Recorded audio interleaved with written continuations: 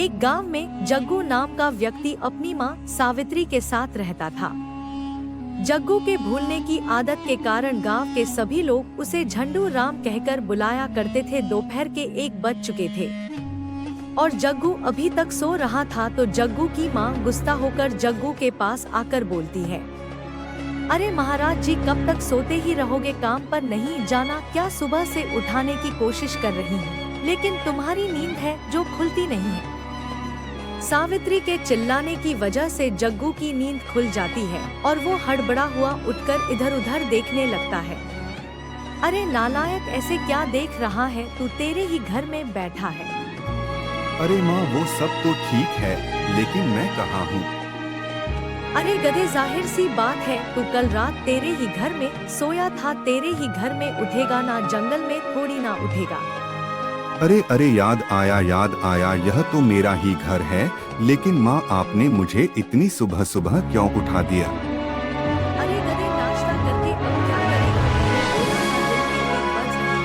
अब नाश्ते को छोड़ चुपचाप खाना खा ले। फिर जग्गू तैयार होकर खाना खाने बैठ गया लेकिन खाने को देखकर उसका मुंह खराब हो गया। अरे माँ, मैंने आपसे कितनी बार बोला है, मुझे दिन में आलू का भरता बिल्कुल भी पसंद नहीं है। मैंने आपसे बैंगन का भरता बनाने को कहा था। अरे अरे नालायक, यह क्या बोले जा रहा है? तेरी नींद अभी तक उड़ी नहीं क्या? ठीक से आंखें खोल कर देख, यह बैंगन का ही भरता है और तुझे तो आलू के भरते से ये सोच जाती है ना। अरे अरे माँ, मुझे माफ करना, मैं फिर से भूल गया था। जमींदार साहब, मुझे माफ करना, मैं कल से सुबह 9 बजे ही आ जाऊंगा। नालायक गधे, तेरा क्या होगा? तू अभी खाना खा रहा है तो तू अपने घर में ही बैठा होगा ना। ये जमींदार बीच में कहाँ से आ गया? तू अपने घर में ही है। जब जमींदार की यहाँ जाए तो अपनी गलती की माफी वहाँ जाकर मांगना, यहाँ नहीं। और अब ज्यादा बकवास मत कर, चुपचाप खाना खा और कल से जल्दी से काम पर चला जाना वरना तू मेरे हाथों से पिट जाएगा।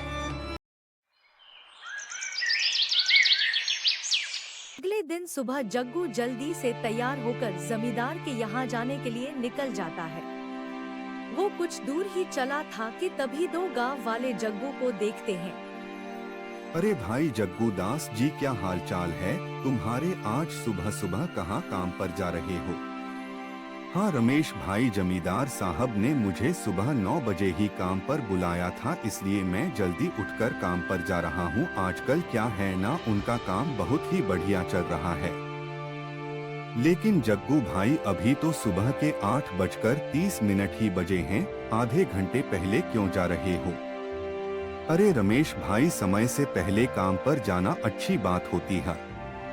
रमेश के पास बैठा बंटी बोलता है। अरे भाई रमेश, क्यों डांग खींच रहे हो जग्गू भाई साहब की? जग्गू जी, आपको पता है रमेश जी आपकी टांग खींच रहे हैं। क्या आपको इस बात का पता नहीं चल रहा है? नहीं नहीं रमेश, मेरी टांग नहीं खींच रहा। इसकी तो क्या है ना, मजाक करने की पुरानी आदत है। तो फिर वापस अपने घर चले जाओ। 3 घंटे बाद काम पर जाना, क्योंकि अभी 2 सुबह के 6 ही बज रहे हैं। जमींदार साहब तो अभी सो रहे होंगे और तुम वहां जाकर उन्हें सुबह सुबह उठा दोगी तो हो सकता है वह तुमसे नाराज हो जाएं और तुम्हें काम से निकाल दे। बंटी की यह बात सुनकर जग्गू थोड़ा सोच में पड़ जाता है। बहुत बहुत धन्यवाद बंटी भाई तुम्हारा, आज तुमने मुझे बचा लिया, वरना आज तो मेरी माँ मुझे काम से ही निकलवा देती। ठीक है, चलो अब मैं वापस अपने घर चलता हूँ। ऐसा बोलकर जग्गू माँ से चला जाता है तो बंटी और रमेश जोर जोर से हंसने लगते हैं। यह तूने क्या किया बंटी? जब यह बात जग्गू की माँ को पता चलेगी कि तूने जग्गू को बेवकूफ बनाकर वापस घर भेज दिया है तो वह तेरी हड्डी पसली एक कर देगी। अरे रवेश भाई, मैंने मेरी जिंदगी में बड़े से बड़े भुलक्कड़ लोग देखे, लेकिन इस जग्गू से बड़ा बुलकर मैंने मेरी जिंदगी में आज तक नहीं देखा। जग्गू तो कभी कभी तेल को पानी समझ लेता है और पानी को तेल। ऐसा नहीं है बंटी, बेचारे जग्गू को भूलने की बीमारी है और वो बहुत भोला भी है। सही कहा रमेश तुमने, लेकिन आज जग्गू की हरकत देखकर तो ऐसा ही लगता है आज इसे बहुत भयंकर वाला बोलने का दौरा पड़ा है। अब बंटी तुम यहाँ से चले जाओ, नहीं तो जग्गू की माँ यहाँ पर आती ही होगी। तुम सही कह रहे हो रमेश भाई, अब मैं यहाँ से चला जाता हूँ। उधर जग्गू को घर आता देख उसकी माँ बोलती है, अरे आज क्या हुआ, आज तू वापस कैसे आ गया, क्या आज काम नहीं मिला क्या? तू तो बोल रहा था जमींदार साहब ने तुझे सुबह 9 बजे ही बुलाया था, कहीं जमींदार साहब ने तुझे काम से निकाल तो नहीं दिया? माँ मैं आपकी ऐसी आदतों से तंग आ चुका हूँ। एक तो आपने मुझे सुबह जल्दी उठाकर 6 बजे ही काम पर भेज दिया और ऊपर से नाराज हो रही हो। वो तो भला हो बंटी का जिसने मुझे बताया कि अभी सुबह के 6 ही बज रहे। आज मैं इस नास पीटे बंटी की खबर लेकर ही रहूंगी, लेकिन सच तो यह है मैं तुझसे तंग आ चुकी हूँ। पता नहीं तेरा क्या होगा, और आज तुझे फिर से उस बंटी ने मूर्ख बनाया। गधे तुझे इतना भी नहीं पता है सूरज निकलता है जब ही सुबह होती है, सुबह 6 बजे कौन सा सूरज निकलता है? अरे माँ मैं तो भूल ही गया था, मुझे माफ कर दो। अब सच में काम पर जाते वक्त मैं रास्ते में किसी से बात नहीं करूँगा, सीधा जमींदार जी के यहीं जाऊँ। सा बोलकर जग्गू वापस वहाँ से चला जाता है और जग्गू की माँ गुस्से से रमेश के पास जाकर बोलती है, अरे रमेश बंटी कहाँ पर है? अरे अभी अभी तो यहीं बैठ था बंटी, पता नहीं कहाँ चला गया। आप इतने गुस्से में क्यों नजर आ रही हो काकी, क्या हुआ? रमेश तुम ज्यादा चालाक बनने की कोशिश मत करो, तुम्हें सब पता है कि यहाँ क्या हुआ है। तुम हर बार बंटी को मुझसे बचा लेते हो, लेकिन आज मैं उसे छोड़ूंगी नहीं, क्योंकि उसने मेरे बेटे को फिर से बेवकूफ बनाकर घर पर भेज दिया। अरे काकी आप ऐसे नाराज क्यों होती हो? वो तो बंटी ने जग्गू से ऐसे ही मजाक कर लिया होगा, और गांव में आपको तो पता ही है ऐसे हंसी मजाक चलते ही रहते हैं। लेकिन रमेश इस बार मैं बंटी को छोड़ रही हूँ, अगर वो तुम्हारे पास आए तो तुम उसे समझा देना, वरना उसके लिए अच्छा नहीं होगा। इतना बोलकर जग्गू की माँ वहाँ से चली जा, और इधर जग्गू खुद से मन में बातें करता करता घने जंगल में चला गया। उसे पता ही नहीं था कि वह कहाँ जा रहा है। भूलकर राम जग्गू अपने घर का रास्ता भी भूल गया था, तभी उसे एक लड़की दिखाई देती है। अरे यह कौन सी जगह है? यह तो जंगल है, आप यहाँ कैसे आ गए? यहाँ तो कोई आदमी आता जाता नहीं है। मैं मेरे घर का रास्ता भटक गया, मुझे मेरे घर का रास्ता याद नहीं आ रहा। उसके बाद जग्गू ने उस लड़की को सारी बात बता दी। जग्गू की बातें सुनकर उस लड़की को पता चल गया कि जग्गू बहुत भोला है, जो अपने घर का पता भूल गया है। मेरा नाम सरिता है, चलो कोई बात नहीं, जब तक तुम्हें तुम्हारे घर का पता नहीं मिल जाता, जब तक तुम मेरे साथ मेरे घर पर चलो, मैं लकड़ियाँ बेचकर अपना गुजारा करती हूँ। लकड़ियाँ बेचकर जो मिलेगा वो मिल बांट कर खा लेंगे। जग्गू खुश होकर सरिता के साथ चला जाता है। फिर ऐसे ही उनके कुछ दिन बीत जाते हैं, और वहीं दूसरी ओर जग्गू की माँ जग्गू के घर न आने पर बहुत परेशान हो रही थी। पता नहीं मेरा बेटा जग्गू कहाँ चला गया, कहीं मेरे इतना डांटने की वजह से वो मुझसे परेशान होकर घर छोड़। अरे बाप रे बाप, यह लकड़ी का बंडल तो बहुत ही भारी है, मुझसे तो उठ ही नहीं रहा। पता नहीं सरिता इसे कैसे उठाती है।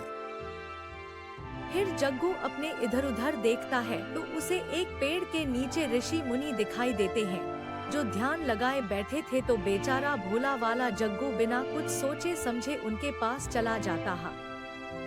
अरे भाई सुनो, ये खड़ी का बंडल बहुत भारी है, तुम मेरी थोड़ी इसे उठाने में मदद कर दो, तुम तो वैसे भी सो ही रहे हो।